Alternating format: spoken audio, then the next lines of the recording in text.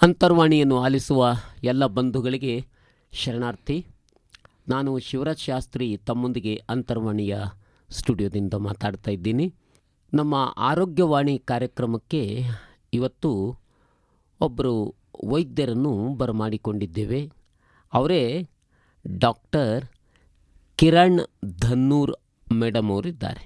ಇವರು ಜಿಮ್ಸ್ ಅಂತೇನಂತೀವಲ್ಲ, Gulbarga institute of medical sciences government hospital, ಇಲ್ಲಿ ತಜ್ಞ ವೈದ್ಯರಾಗಿ ಈ ಡರ್ಮಿಟಾಲಜಿ ಅಂತೀವಿ, ಅಂದರೆ ಚರ್ಮ ರೋಗಗಳೇನೇನು ಸ್ಕಿನ್ ಅಂತೀವಲ್ಲ, ಈ ಚರ್ಮ ರೋಗಗಳ ನಿವಾರಣಾ ವಿಭಾಗದಲ್ಲಿ ಅವರು ತಮ್ಮ ಅಮೂಲ್ಯವಾದಂಥ ಸೇವೆಯನ್ನು ಸಲ್ಲಿಸ್ತಾ ಇದ್ದಾರೆ. ಇಂಥ ತಜ್ಞ ವೈದ್ಯರನ್ನು ಇವತ್ತು ಬರಮಾಡಿಕೊಂಡಿದ್ದೇವೆ.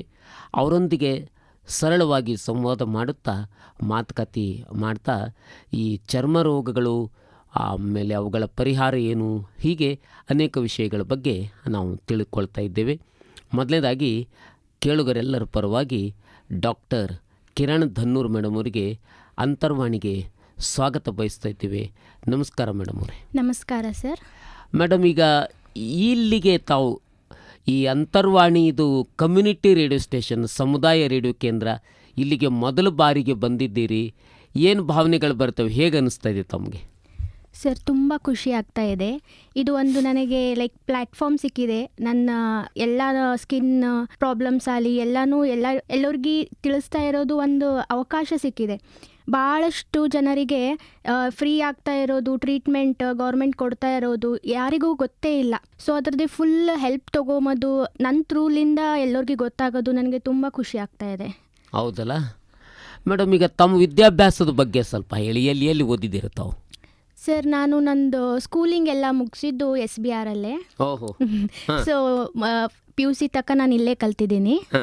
ಆಮೇಲೆ ನಂದು MBBS ಆಗಿದ್ದು MRMC ಕಾಲೇಜಲ್ಲಿ. ಸೊ ಮತ್ತು ನಾನು MD ಡರ್ಮ್ಯಾಟೊಲಜಿ ಮಾಡಿದ್ದು KBN ಕಾಲೇಜಲ್ಲಿ. ಕಲಬುರ್ಗಿನೇ ಸರ್. ಇಲ್ಲೇ ಶರಣನ್ ತಳದಲ್ಲೇ ಎಲ್ಲ ಮಾಡಿದ್ದೀರಾ? ಹಾಂ ಸರ್. ಸೊ ಈಗ ಅದು MD ಡರ್ಮ್ಯಾಟೊಲಜಿ ಕಂಪ್ಲೀಟ್ ಆಗಿ ನಾನೀಗ ವರ್ಕ್ ಮಾಡ್ತಾ ಇದ್ದೀನಿ ಸೀನಿಯರ್ ಅಸಿಸ್ಟೆಂಟ್ ಆಗಿ. ಸೊ ಅದು ನಾನು ಜಿಮ್ಸ್ ಗೌರ್ಮೆಂಟ್ ಹಾಸ್ಪಿಟಲಲ್ಲಿ ಕೆಲಸ ಮಾಡ್ತಿದ್ದೀನಿ. ಗುಲ್ಬರ್ಗ ಬಿಟ್ಟು ಎಲ್ಲಿಗೂ ಹೋಗೇ ಇಲ್ಲ?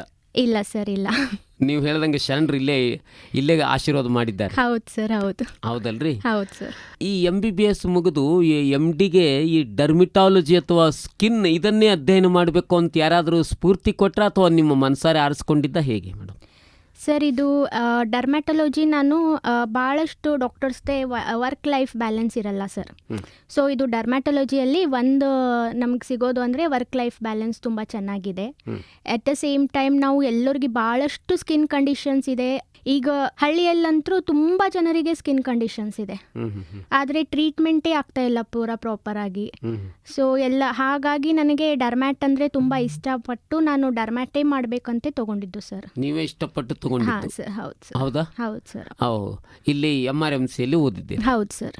ಈ ನಮ್ಮ ಗೌರ್ಮೆಂಟ್ ಹಾಸ್ಪಿಟಲಲ್ಲಿ ತಾವು ಸೇವೆ ಸಲ್ಲಿಸ್ತದೆ ಎಷ್ಟು ವರ್ಷಗಳಿಂದ? ಸರ್, ಈಗ ನಂದು 1 ವರ್ಷ ಆಯ್ತು ಸರ್ ಇಲ್ಲಿ ಸೇವೆ ಸರ್. 1 ವರ್ಷ ಆಯ್ತು.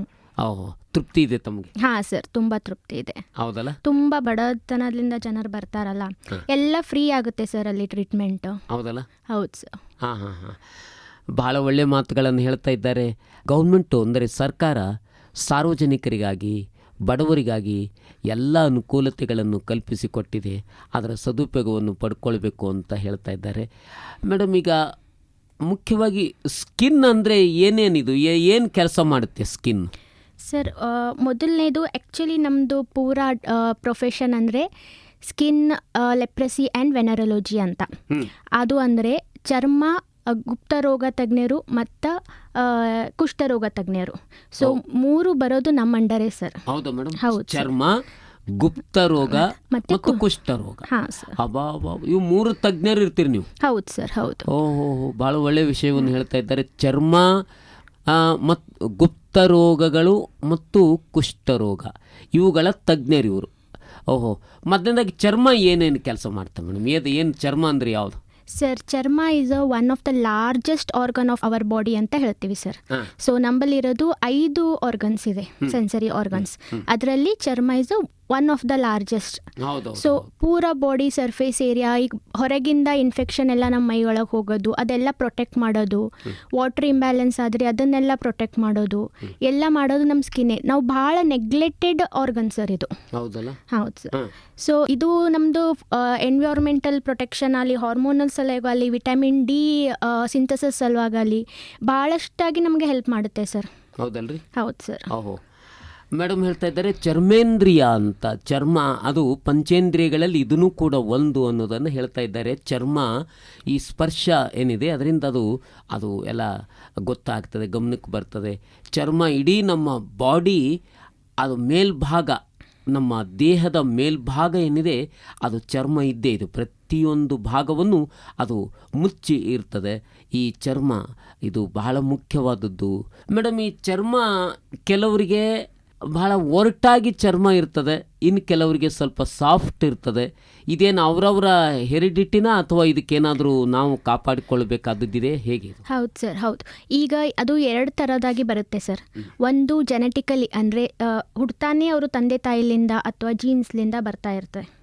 ಆವಾಗ ಅದು ಅವ್ರದ್ದು ಸ್ಕಿನ್ನೇ ಪೂರಾ ಯಾವಾಗೂ ಡ್ರೈ ಇರುತ್ತೆ. ಅಂದರೆ ಅವ್ರ ಬಳಿ ಸ್ಕಿನ್ ಒಳಗೆ ಇರೋದು ನೀರಿನ ಅಂಶ ಹಿಡಿಯೋದು ಒಂದು ಏನು ರಿಸೆಪ್ಟರ್ ಇರುತ್ತೆ ಅಲ್ಲ, ಅದು ಇರೋದಿಲ್ಲ.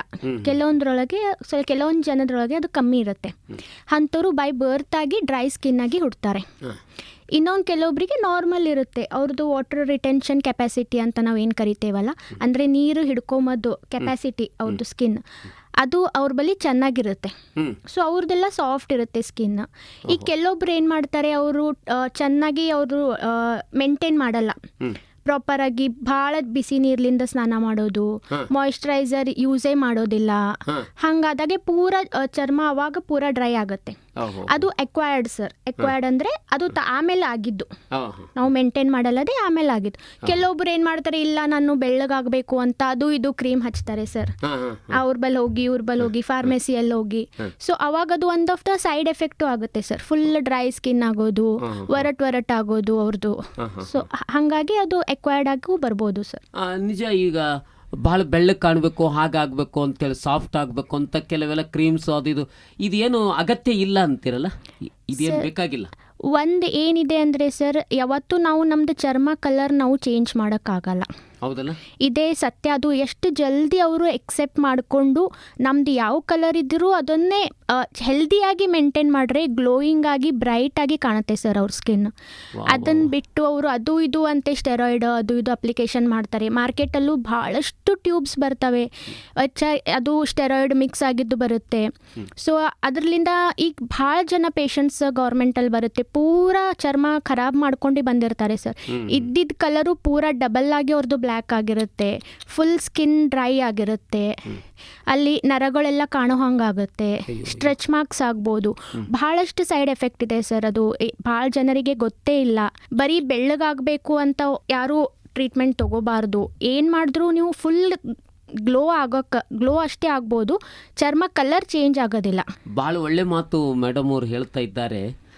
ಕೇಳ್ತಾ ಇದ್ದೀರಾ, ನಮ್ಮ ಮೂಲ ಏನು ಚರ್ಮದ ಬಣ್ಣ ಇದೆ ಅದನ್ನು ಬದಲಾಯಿಸೋಕ್ಕೆ ಸಾಧ್ಯ ಇಲ್ಲ ಅಂತಾರೆ.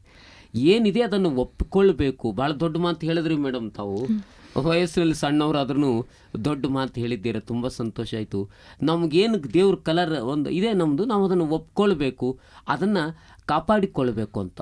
ಬ್ಲ್ಯಾಕ್ ಇದೆ ಅಂಥೇಳಿ ನಾವು ವೈಟ್ ಆಗಬೇಕು, ಬೆಳ್ಳಗಾಗಬೇಕು, ಇನ್ನು ಸ್ವಲ್ಪ ಅಟ್ರಾಕ್ಟಿವ್ ಆಗಿ ಕಾಣಬೇಕು ಅಂಥೇಳಿ ಏನೆಲ್ಲ ಈ ದ್ರವ್ಯ ಲೇಪನವನ್ನು ಮಾಡಿಕೊಂಡ್ರೆ ಅದು ಚರ್ಮಕ್ಕೆ ಹಾನಿ ಅಂತ ಇದ್ದಾರೆ ಮೇಡಮ್ ಅವರು.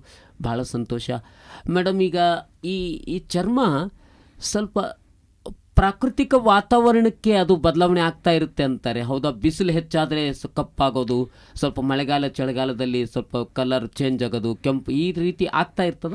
ಹೌದು ಸರ್, ಹೌದು. ಸೀಸ್ನಲ್ ವೇರಿಯೇಷನ್ ಆಗುತ್ತೆ ಸರ್ ಚರ್ಮ. ಈಗ ಸಮ್ಮರಲ್ಲಿ ಏನಾಗುತ್ತೆ, ಬಿಸಿಲಿಂದ ಸ್ವಲ್ಪ ಕಪ್ಪಾಗುತ್ತೆ, ಸೊ ಟ್ಯಾನ್ ಆಗಿಬಿಡುತ್ತೆ ಸ್ಕಿನ್ ಎಲ್ಲ. ಬಟ್ ಟ್ಯಾನ್ ಆದರೆ ನೀವು ಸ್ವಲ್ಪ ಸನ್ಸ್ಕ್ರೀನ್ ಅದು ಹಚ್ಕೊಂಡು ಮೇಂಟೈನ್ ಮಾಡಿದ್ರೆ, ಬಿಸಿಲಿಂದ ಪ್ರೊಟೆಕ್ಟ್ ಮಾಡಿದ್ರೆ ಅದು ಟ್ಯಾನ್ ಆಗೋದೆಲ್ಲ ನೀವು ಪ್ರಿವೆಂಟ್ ಮಾಡ್ಬೋದು ಸರ್. ಆ್ಯಂಡ್ ಬೈ ಚಾನ್ಸ್ ಆಗು ಈಗ ಹೊರಗೆ ಹೋಗಲೇಬೇಕಾಗುತ್ತೆ ಡ್ಯೂಟಿಗೆ, ಟ್ಯಾನ್ ಆಯ್ತಂದ್ರೂ ಅದು ಭಾಳ ಟೆನ್ಷನ್ ತೊಗೊಂಬೋದೇನು ಅಗತ್ಯ ಇಲ್ಲ. 8 ವೀಕ್ಸಲ್ಲಿ ಅದು ತಂತಾನೇ ರೆಡ್ಯೂಸ್ ಆಗುತ್ತೆ. ನಮ್ಮ skin cycling ಒಳಗಿರುತ್ತೆ sir.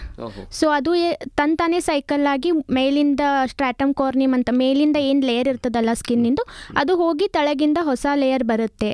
So sunscreen is important sir. ಅದು ಹಚ್ಕೊಂಡು ನೀವು ಪ್ರಿವೆಂಟ್ ಮಾಡಬೇಕು ಟ್ಯಾನ್ಲಿಂದ. ಬಟ್ ನೀವು ಹಂಗಂತೇಳಿ ನೀವು ಹೊರಗೆ ಹೋಗ್ಬೇಡ್ರಿ, ಕೆಲಸ ಮಾಡಬೇಡ್ರಿ ಅಂತ ಹಂಗೇನಿಲ್ಲ ಸರ್. ಸೊ ನೀವು ಮತ್ತೆ ಕಪ್ಪಾಗುತ್ತೆ ಅಂಥೇಳಿ ಭಾಳ ಟೆನ್ಷನ್ ತೊಗೊಂಡು ಅದು ಇದು ಟ್ಯೂಬು ಹಚ್ಕೊಂಬೋದೇನೋ ಅವಶ್ಯಕತೆ ಇಲ್ಲ.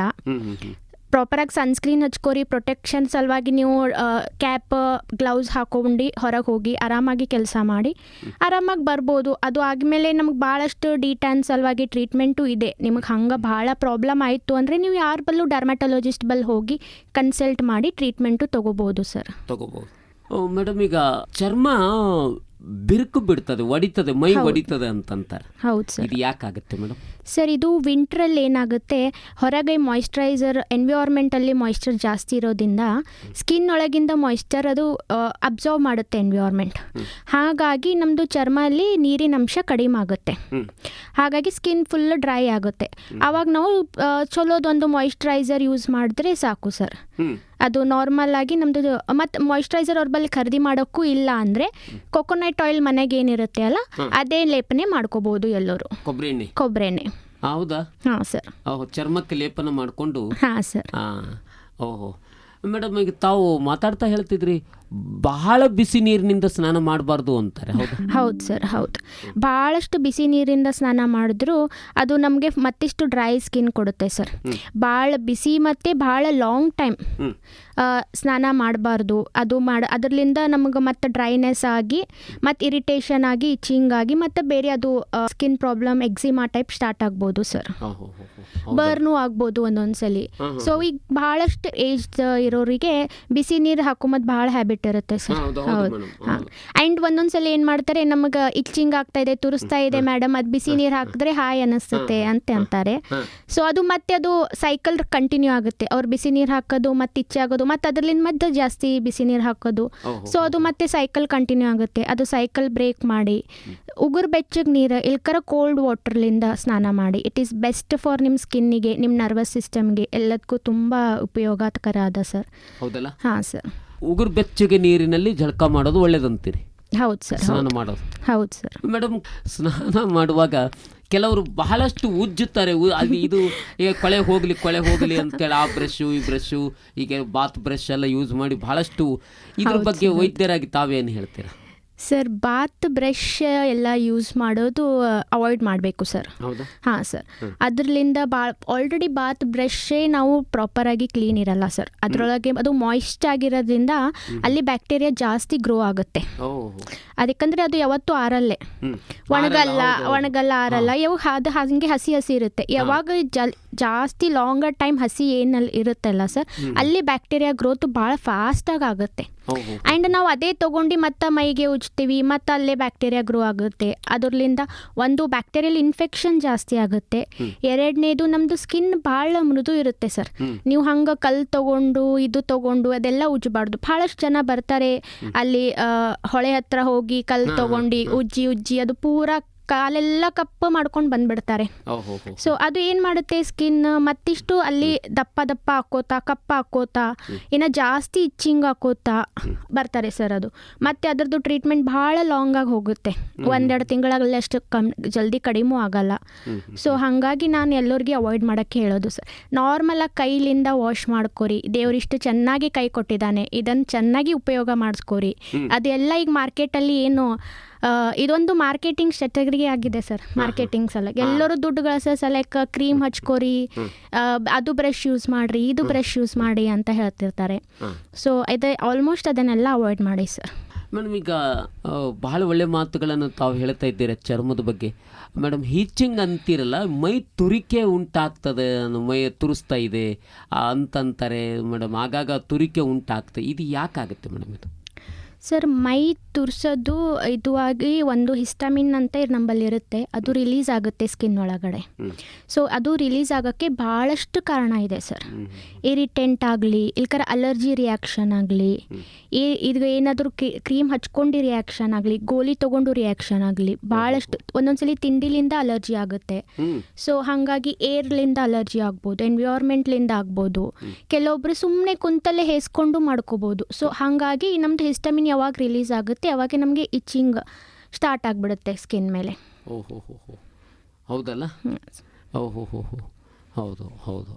ಅದು ಮೇಡಮ್ ಈಗ ಸ್ಕಿನ್ ಅಲರ್ಜಿ ಇದೆ, ನನಗೆ ಸ್ಕಿನ್ ಅಲರ್ಜಿ ಇದೆ ಅಂತಾರೆ. ಈ ಸ್ಕಿನ್ ಅಲರ್ಜಿ ಅಂದರೆ ಏನು ಸರ್? ಸ್ಕಿನ್ ಅಲರ್ಜಿ ಅಂದರೆ, ಈಗ ಅಲರ್ಜಿ ಅಂದರೆ ನಮ್ಮದು ಬಾಡಿ ಯಾವುದು ಇರಿಟೆಂಟ್ಲಿಂದ ರಿಯಾಕ್ಟ್ ಮಾಡಿಬಿಡುತ್ತೆ.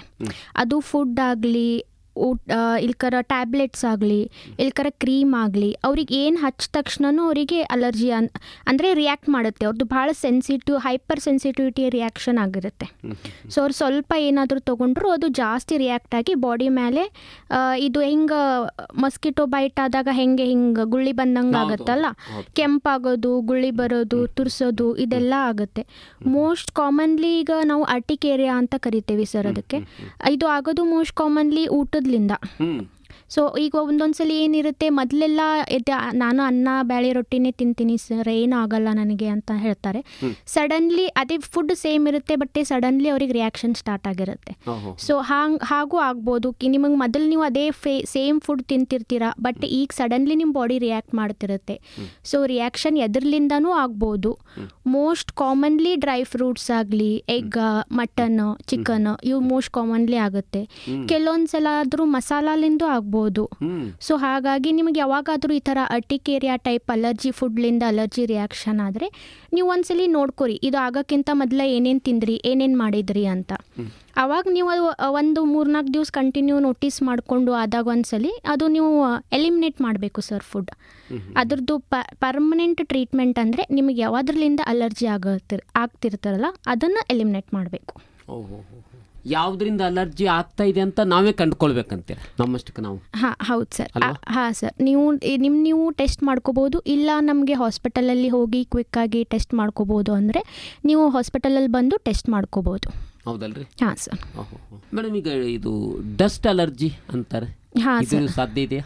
ಹಾಂ ಸರ್, ಇದೆ ಸರ್. ಭಾಳಷ್ಟು ಜನರಿಗೆ ಡಸ್ಟ್ ಅಲರ್ಜಿನೂ ಇರುತ್ತೆ. ಅದೇ ನಾನು ಹೇಳೋದಲ್ಲ ಸರ್, ಎಲರ್ಜಿ ಯಾವುದಕ್ಕೂ ಆಗ್ಬೋದು, ಇದೆ ಅಂತ ಹೇಳೋಕ್ಕಾಗಲ್ಲ.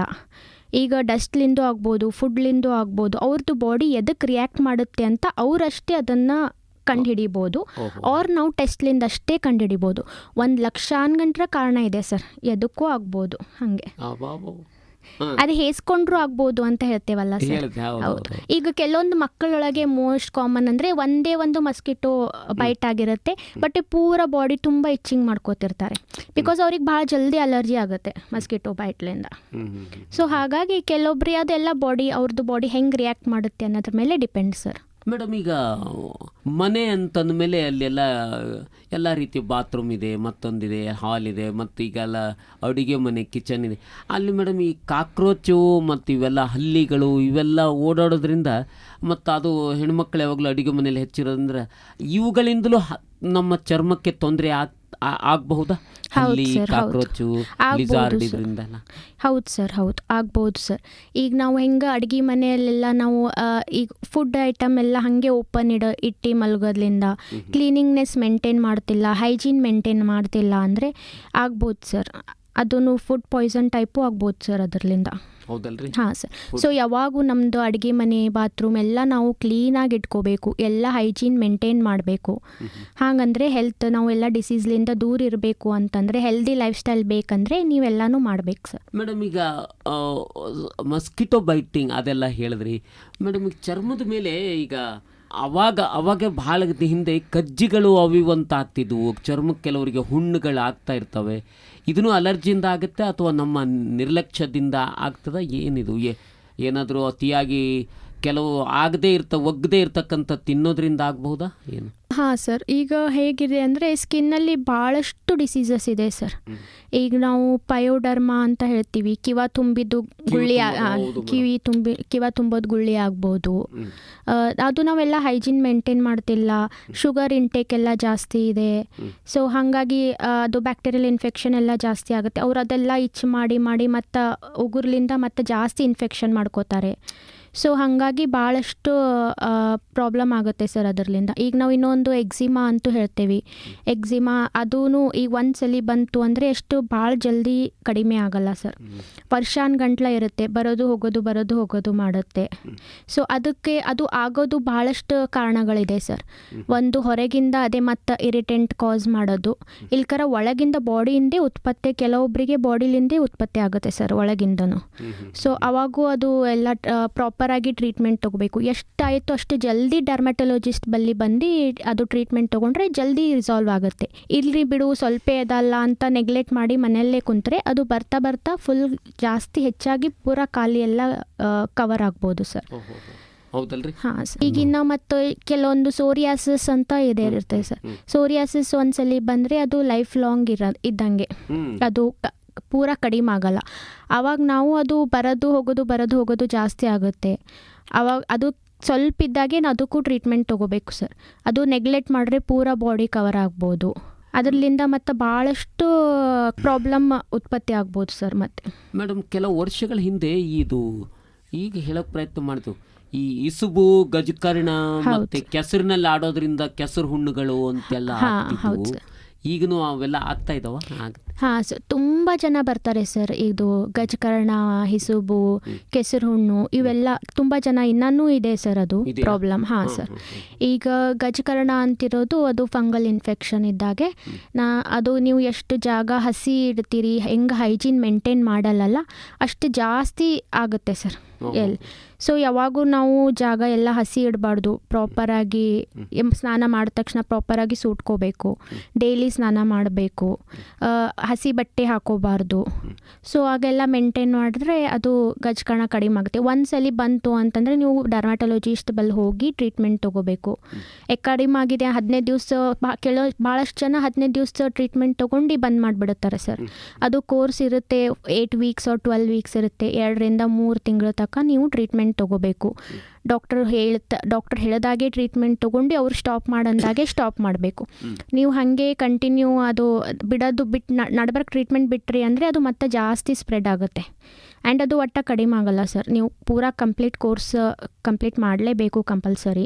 ಸೊ ಈಗ ಹಿಸುಬು ಹಾಗೆ ಸರ್, ಅದು ಒಂದ್ಸಲಿ ಬಂತು ಅಂದರೆ ಅಷ್ಟು ಜಲ್ದಿ ಹೋಗಲ್ಲ, ಬರೋದು ಹೋಗೋದು ಆಗುತ್ತೆ. ಸೊ ಸ್ವಲ್ಪ ಇದ್ದಾಗೆ ಬಂದು ಟ್ರೀಟ್ಮೆಂಟ್ ತೊಗೋರಿ ಎಲ್ಲರೂ. ಟ್ರೀಟ್ಮೆಂಟ್ ಇದೆಯಾ ಸರ್? ಎಲ್ಲದಕ್ಕ ಟ್ರೀಟ್ಮೆಂಟ್ ಇದೆ ಸರ್.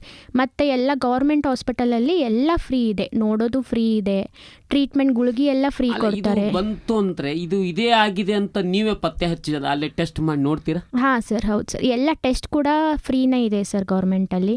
ಸೊ ಎಲ್ಲರೂ ಬನ್ನಿ, ಜಲ್ದಿ ಸ್ವಲ್ಪ ಇದ್ದಾಗೆ ಬಂದು ಟ್ರೀಟ್ಮೆಂಟ್ ತೊಗೋರಿ ಅಂತ ನಾನು ಹೇಳ್ತೀನಿ ಸರ್. ನೋಡಿ, ಈ ಮಾಧ್ಯಮದ ಮೂಲಕವಾಗಿ, ಅಂತರ್ವಾಣಿ ಮೂಲಕವಾಗಿ ಡಾಕ್ಟರ್ ಕಿರಣ್ ಮೇಡಮ್ ಅವರು ಮನವಿ ಮಾಡ್ಕೊಳ್ತಾ ಇದ್ದಾರೆ. ಸರ್ಕಾರಿ ಆಸ್ಪತ್ರೆಯಲ್ಲಿ ಎಲ್ಲ ಸೌಲಭ್ಯ ಇದೆ, ಬಂದು ವೈದ್ಯರನ್ನು ಭೇಟಿಯಾಗಿ ತೋರಿಸ್ಕೊಂಡು ಇದರ ಉಪಯೋಗ ಪಡ್ಕೊಳ್ಳಿ ಅಂತ ಹೇಳ್ತಾ ಇದ್ದಾರೆ. ಮೇಡಮ್, ಇದಕ್ಕೆಲ್ಲ ಅಂದರೆ ನೀವು ಏನು ಪ್ರಿಸ್ಕ್ರಿಪ್ಷನ್ ಏನು ಕೊಡ್ತೀರಾ ಅದ್ರ ಪ್ರಕಾರ ನಡ್ಕೋಬೇಕು ಅವರು? ಹೌದು ಸರ್, ಹೌದು. ನಾವು ಪ್ರಿಸ್ಕ್ರಿಪ್ಷನ್ನು ಹೇಳ್ತೀವಿ, ಹಾಗೆ ಹೈಜೀನ್ ಮೇಂಟೆನೆನ್ಸಲ್ಲಿ ಅದು ಎಲ್ಲ ಬೇಸಿಕ್ ಅಡ್ವೈಸ್, ಜನರಲ್ ಗೈಡ್ಲೈನ್ಸು ಹೇಳ್ಕೊಡ್ತೀವಿ. ನೀವು ಅಷ್ಟು ಕರೆಕ್ಟಾಗಿ ಫಾಲೋ ಮಾಡಿದ್ರೆ ಸಾಕು ಸರ್. 2 ಮಂತ್ಸಲ್ಲಿ ಕ್ಲಿಯರ್ ಆಗುತ್ತೆ, 2 to 3 ಮಂತ್ಸಲ್ಲಿ. ಸೊ ಹಾಗಾಗಿ ನಾನು ಎಲ್ಲರಿಗೂ ರಿಕ್ವೆಸ್ಟ್ ಮಾಡ್ತೀನಿ, ಗೌರ್ಮೆಂಟ್ ಹಾಸ್ಪಿಟಲಿಗೆ ಬನ್ನಿ, ನೆಗ್ಲೆಕ್ಟ್ ಮಾಡಬೇಡ್ರಿ. ನಿಮ್ಮ ಸ್ಕಿನ್ ಭಾಳ ಇಂಪಾರ್ಟೆಂಟ್ ಇದೆ. ಅದು ನೀವು ಎಷ್ಟು ನೆಗ್ಲೆಕ್ಟ್ ಮಾಡ್ತೀರಲ್ಲ ಅಷ್ಟು ನಿಮಗೆ ಪ್ರಾಬ್ಲಮ್ ಜಾಸ್ತಿ ಆಗುತ್ತೆ. ಆ್ಯಂಡ್ ಅಷ್ಟು ಜಲ್ದಿ ಯಾವುದು ಕಡಿಮೆ ಆಗಲ್ಲ. ನೀವು ಮನೆಯಲ್ಲೇ ಕುಂತ್ರೆ ಏನೂ ಕಡಿಮೆ ಆಗಲ್ಲ. ನೀವು ಹಾಸ್ಪಿಟಲ್ಗೆ ಬನ್ನಿ, ನಿಮಗೆ ಟೆಸ್ಟ್ ಬೇಕಿತ್ತು ಅಂದರೆ ನಾವು ನೋಡಿ ಟೆಸ್ಟ್ ಭೀ ಮಾಡ್ತೀವಿ, ಅಡ್ಮಿಟ್ಟು ಮಾಡ್ಕೋತೀವಿ. ನೆಸೆಸಿಟಿ ಇತ್ತು ಅಂದರೆ ಅಡ್ಮಿಟ್ ಮಾಡ್ಕೋತೀವಿ. ಮತ್ತು ಅದೆಲ್ಲನೂ ಫ್ರೀ ಆಗುತ್ತೆ. ನಿಮ್ಮಲ್ಲಿ BPL ಕಾರ್ಡ್ ಇದ್ದರೆ ಸಾಕು, ಆಧಾರ್ ಕಾರ್ಡ್, ರೇಷನ್ ಕಾರ್ಡ್ ಇದ್ದರೆ ಸಾಕು, ಎಲ್ಲ ಫ್ರೀ ಆಗುತ್ತೆ. ಸೊ ದಯವಿಟ್ಟು ಎಲ್ಲರೂ ಬನ್ನಿ, ಮನೆಗೆ ಕುಂತು ಕಡಿಮೆ ಆಗ್ಬೋದು ಅಂತ ಅಲ್ಲಿ ಇಲ್ಲಿ ಕ್ರೀಮ್ ತೊಗೊಂಡು ಹಚ್ಕೊಂಡು ಕುಂದರಬೇಡಿ. ಮೇಡಮ್, ಈಗ ಇದು ನಿಮ್ಗೆ ಸಂಬಂಧಪಡುತ್ತೋ ಹೇಗೋ ಗೊತ್ತಿಲ್ಲ, ಕೆಲವರಿಗೆ ತಲೆ ಬಹಳ ತುರಿಕೆ ಉಂಟಾಗ್ತದೆ, ತಲೆಯಲ್ಲಿ ಒಂಥರ ಈಚಿಂಗ್ ಆಗ್ತಾ ಇದೆ, ಆ ಬ್ಯಾಂಡ್ರೂಫ್ ಎಲ್ಲ ಆಗಿದೆ ಹೀಗೆಲ್ಲ ಅಂತಾರೆ. ಇದಕ್ಕೆ ಏನು ಕಾರಣ, ಯಾಕೆ ಆಗ್ಬಹುದು ಮೇಡಮ್ ಇದು? ಹೌದು ಸರ್, ಹೌದು. ತಲೆ ಇಚ್ಚಿಂಗ್, ಡ್ಯಾಂಡ್ರಫ್ ಅದೆಲ್ಲ ನಮ್ಮರೊಳಗೆ ಬರುತ್ತೆ ಸರ್. ಹೇರ್ಸ್, ನೇಲ್ ರಿಲೇಟೆಡ್ ಎಲ್ಲ ನಮ್ಮಲ್ಲೇ ಬರುತ್ತೆ. ಸೊ ಈಗ ಭಾಳಷ್ಟು ಎಣ್ಣೆ ಹಚ್ಚೋದು ತಲೆಗೆ, ಹಾಗೆ ಇದು ಡ್ರೈ ಎಲ್ಲ ಕಡೆ ಹೊರಗೆ ಪೊಲ್ಯೂಷನ್ ಎಲ್ಲ ಕಡೆ ಧೂಳು ಕಡೆ ಎಲ್ಲ ಓಡಾಡೋದು, ಮತ್ತು ಹಾಗೆ ಬಂದು ಹೆಡ್ ವಾಶ್ ಮಾಡೋದಿಲ್ಲ, ಕ್ಲೀನ್ ಇಟ್ಕೊಂಬೋದಿಲ್ಲ, ಹಾಗೆ ಅದು ಮಾಡ್ತಾ ಕಂಟಿನ್ಯೂ ಮಾಡ್ತಾ ಅದೇ ಸೈಕಲ್ ಕಂಟಿನ್ಯೂ ಆಗುತ್ತೆ ಅಂದರೆ ಡ್ಯಾಂಡ್ರಫ್ ಜಾಸ್ತಿ ಆಗ್ಬೋದು. ಒಂದೊಂದು ಸಲ ಹೇಗಿರುತ್ತೆ, ಅದು ಜೆನೆಟಿಕಲಿನೂ ಒಳಗಿಂದು ಬರ್ಬೋದು.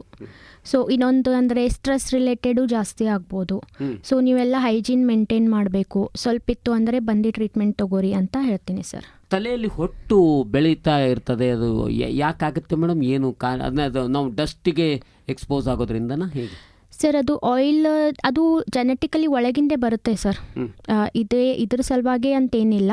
ಫಂಗಲ್ ಅಲ್ಲಿ ಜಾಸ್ತಿ ಬೆಳೆದು ಅಲ್ಲಿ ಇನ್ಫೆಕ್ಷನ್ ಆಗ್ಬೋದು, ಇಲ್ಲ ಜೆನೆಟಿಕಲಿ ಅವ್ರದ್ದು ಮನೆಯಲ್ಲೂ ಇರುತ್ತೆ ಅದೂ ಆಗ್ಬೋದು, ಇಲ್ಲ ಸ್ಟ್ರೆಸ್ ಜಾಸ್ತಿ ಆಗಿದೆ ಅಂದರೆ ಇಂಡೈರೆಕ್ಟಾಗಿ ಅದೂ ಜಾಸ್ತಿ ಮಾಡ್ಬೋದು.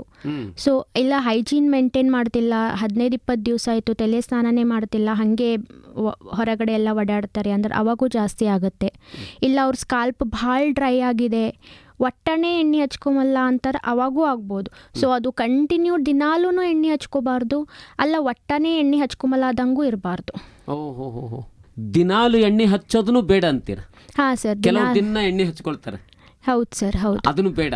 ಅದನ್ನು ಇಲ್ಲ ಸರ್, ಅದನ್ನು ಮಾಡಬಾರ್ದು ಸರ್. ಡೈಲಿ ಎಣ್ಣೆ ಹಚ್ಚಿದ್ರೆ ಅಲ್ಲಿ ಫಂಗಲ್ ಇನ್ಫೆಕ್ಷನ್ ಆಗುತ್ತೆ ಸರ್. ಫಂಗಲ್ ಇನ್ಫೆಕ್ಷನ್ ಆಗಿ ಜಾಸ್ತಿ ಮತ್ತೆ ಡ್ಯಾಂಡ್ರಫ್ ಆಗ್ತದೆ ಸರ್. ಓಹೋ, ಅಂದ್ರೆ ಪೂರ್ತಿ ಎಣ್ಣೆ ಹಚ್ಚಲಾರ್ದಂಗೂ ಇರಬಾರ್ದು? ಹೌದು ಸರ್. ಭಾಳ ಅವ್ರ ಸ್ಕಾಲ್ಪ್ ಡ್ರೈ ಇತ್ತು ಅಂದರೆ ಅವ್ರು ಏನು ಎಣ್ಣೆನೇ ಯೂಸ್ ಮಾಡ್ತಾ ಇಲ್ಲ, ಪೂರ ಜಾಸ್ತಿ ಇಚ್ಚಾಗಿ ಅದು ಡ್ರೈ ಆಗುತ್ತೆ ಸರ್. ಅಟ್ಲೀಸ್ಟ್ ಒಂದು ವೀಕ್ಲಿ ಒನ್ಸ್ ಆರ್ 15 ಡೇಸಿಗೆ ಒಂದ್ಸಲಿ ಆದರೂ ಯೂಸ್ ಮಾಡಬೇಕು ಆಯಿಲ್. ಯಾವ ಆಯಿಲ್ ಯೂಸ್ ಮಾಡಬೇಕು ಅಂತೀರ? ಸರಿ, ನೀವು ಕೊಕೊನೆಟ್ ಆಯಿಲ್ ಯೂಸ್ ಮಾಡ್ಬೋದು, ಆಲ್ಮಂಡ್ ಆಯಿಲ್ ಯೂಸ್ ಮಾಡ್ಬೋದು. ಅದು ಈಗ ರೋಸ್ಮೆರಿ ಆಯಿಲ್ ಬೇರೆ ಬರ್ತಾಯಿದೆ, ಜಾಸ್ತಿ ಕೂದಲ ಉದುರ್ತೀವಿ ಅಂತಂದರೆ ರೋಸ್ಮೆರಿ ಆಯಿಲು ಯೂಸ್ ಮಾಡ್ಬೋದು.